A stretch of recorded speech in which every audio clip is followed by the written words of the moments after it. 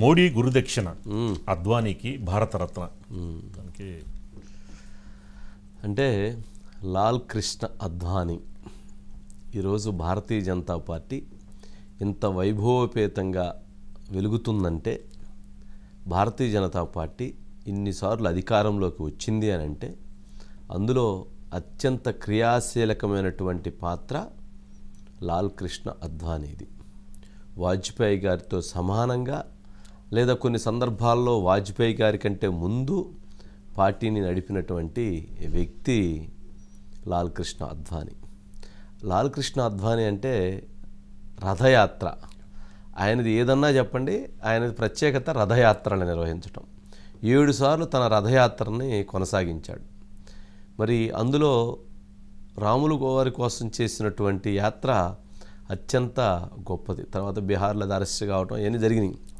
But Bharatiya Janata party 2 సీట్ల దగ్గర నుంచి 1984 అనుకుంటే 2 సీట్లు 84 దగ్గర నుంచి ఈరోజుకి 303 సీట్లతో వైభవోపేతంగా భారతీయ జనతా పార్టీ ముందుకు వెళుతుంది అని అంటే అది లాల్ కృష్ణ అద్వానీ గారి గొప్పతనం. అంటే ఒక పొలిటికల్ లీడర్షిప్లో వారి ఆశయాలు, వారి విలువలు అత్యంత గొప్పవి. లాల్ కృష్ణ అద్వానీకి ఒక పేరుంది, టైగర్ అని అంటారు ఆయన్ని. టైగర్ అని అంటే ఆయన చూపు, ఆయన నడక, ఆయన ఆలోచన, ఆయన విధానాలు, ఆయన వేగము ఇవన్నీ టైగర్ లాగా ఉంటాయి అనేది ఒక అభిప్రాయం. అంటే ఆయన మాట తీరు అలాగే ఉంటుంది, ఆయన చూపు పొదునైనటువంటి వ్యాఖ్యలు ఉంటాయి. అలాంటి నేపథ్యం కలిగినటువంటి వ్యక్తి లాల్ కృష్ణ అద్వానీ. సరే, వారికి భారతరత్న ఇవ్వటం అది 100% న్యాయసమ్మతమైనది, అది ఇవ్వవలసిందే. అలాంటి లాల్ కృష్ణ అద్వానీ గారికి భారతరత్న అందుకోబోతున్నందుకు మహాన్యూస్ తరపున, మహాన్యూస్ ప్రేక్షకుల తరపున వారికి ప్రత్యేక అభినందనలు తెలియజేస్తున్నాం. ఇక సురేష్ గారు ఉన్నారు. సురేష్ గారు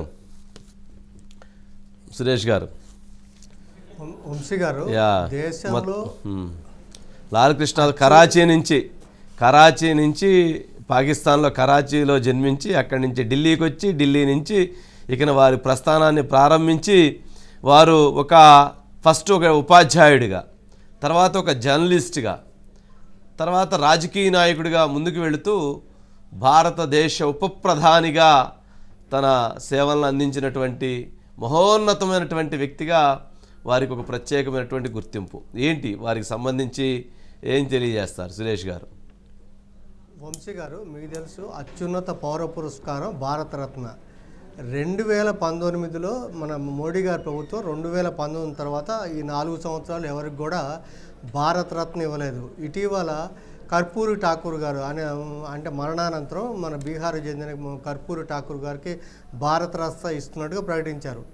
ఈరోజు ట్వీట్ ద్వారా మళ్ళీ 96 సంవత్సరాల లాల్ కృష్ణ అద్వానీ గారికి భారతరత్న ఇస్తున్నట్లుగా ప్రధానమంత్రి నరేంద్ర మోడీ గారు తెలిపారు. దాంతో మీరు చెప్పినట్టుగా అన్ని రకాలుగా అర్హులైన లాల్ కృష్ణ అద్వానీ గారి గురించి ఇప్పుడు చేసే చర్చ అనేది జరుగుతుంది. మీకు తెలుసు, మీరు చెప్పినట్టుగానే 1927 నవంబర్ 8వ తేదీన ఆయన కరాచీలో జన్మించారు.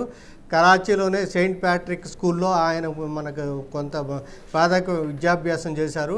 మీకు తెలుసు, దేశ విభజన అనంతరం జరిగిన మనం అల్లర్లు అన్ని చూసాం. అప్పుడు జరిగిన మన బ్లడ్ షెడ్ అంతా చూసిన తర్వాత ఆ సందర్భంలోనే అద్వానీ గారి కుటుంబం కూడా, అద్వానీ గారు కూడా ఢిల్లీకి చేరుకున్నారు. అక్కడ నుంచి మన సింధు నుంచి ఢిల్లీకి చేరుకున్నారు. ఢిల్లీకి చేరుకున్న తర్వాత అక్కడే ఉన్నప్పుడే, పాకిస్తాన్లో ఉన్నప్పుడే ఆర్ఎస్ఎస్ సభ్యుడిగా 14 ఏళ్ల వయసులో ఆయన దేశభక్తి బీజాలు ఉన్నదాన్ని ఆర్ఎస్ వైపు ఆయన్ని ఆకర్షించింది. 14 ఏళ్ల వయసులో ఆర్ఎస్ఎస్లో చేరారు. ఇక్కడికి వచ్చిన తర్వాత రాజస్థాన్లో ఆర్ఎస్ఎస్ ప్రచారకగా కొంతకాలం పనిచేసిన తర్వాత ఢిల్లీలో వాజ్పేయి గారికి సహకారంగా ఉంటారు, జనసంఘ్ తరఫున వారి తరఫున సహకారంగా ఉండడానికి కోసం ఢిల్లీకి ఆయన వచ్చారు.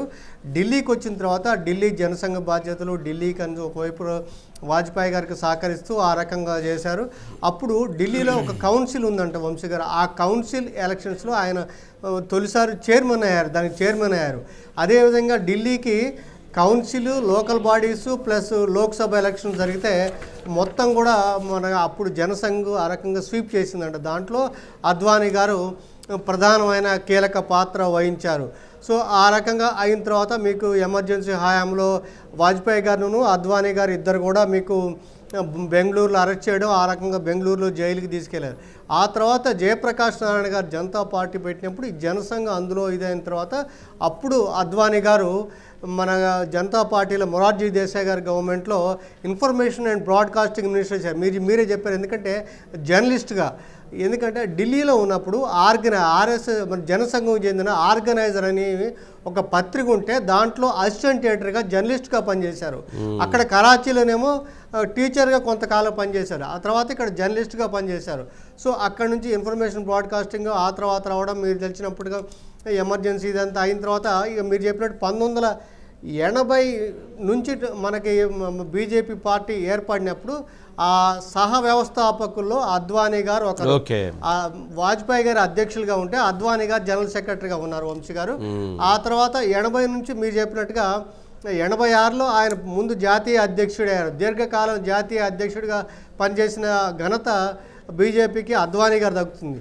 ఇక అప్పుడు 84లో 2 సీట్లు ఉంటాయి, మనకి 89కి వచ్చేసరికి 86 సీట్లు అయినాయి వంశీ గారు. అలా మొత్తం సీట్లని కూడా 96కి వచ్చేసరికి 166 సీట్లు అవడం, సింగిల్ లార్జెస్ట్ అవడం, ఆ రకంగానే గవర్నమెంట్లో రావడం. మళ్ళీ తర్వాత వాజ్పేయి గారి ప్రభుత్వంలో మనకి హోమ్ మినిస్టర్గాను తర్వాత ఉప ప్రధానిగా కూడా పనిచేశారు వంశీ గారు.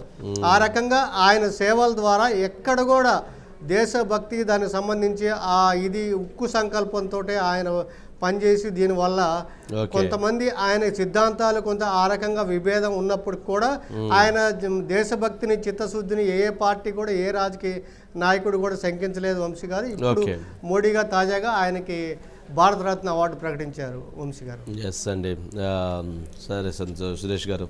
ఓకే అండి, థ్యాంక్ యూ సురేష్ గారు. Next sir.